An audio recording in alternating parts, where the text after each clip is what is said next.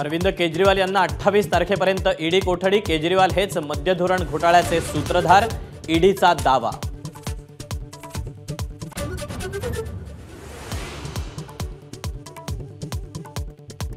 शरद पवार गटाकडून उमेदवारांची यादी निश्चित। बारामतीतून सुप्रिया सुळे, माढ्यातून रासपचे महादेव जानकर, तर नगर दक्षिणमधून निलेश लंकेंना लोकसभेची उमेदवारी निश्चित।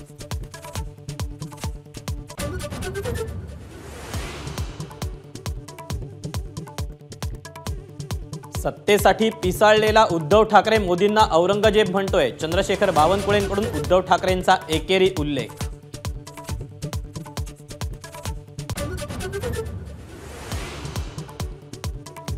सांगलीचा उमेदवार उद्धव ठाकरेंनी जाहीर करण्यावर नाना पटोलेंचा आक्षेप। घोषणा प्रॉब्लेमॅटिक असल्याची प्रतिक्रिया।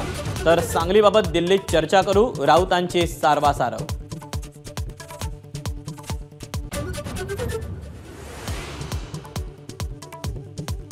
बीड जिल्ह्याच्या बॉर्डरवर धामण गावात पंकजा मुंडेंचं भव्य स्वागत। जेसीबीतून फुलांचा अक्षरशः पाऊस। मराठा बांधवांचा आक्रोश 100% योग्य, पंकजांचं सभेत वक्तव्य।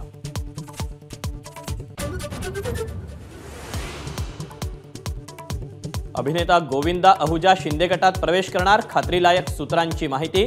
उत्तर पश्चिम मुंबईतून उमेदवारी मिळण्याची शक्यता।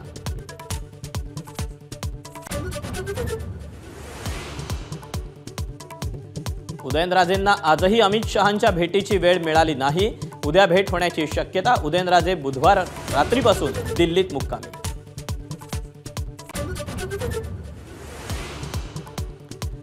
सत्ताधारी पक्षाचे 11 घोटाळे रोहित पवारांच्या हाती। आज 2 घोटाळ्यांची पोलखोल। 9 घोटाळ्यांवर अभ्यास सुरू असल्याची माहिती।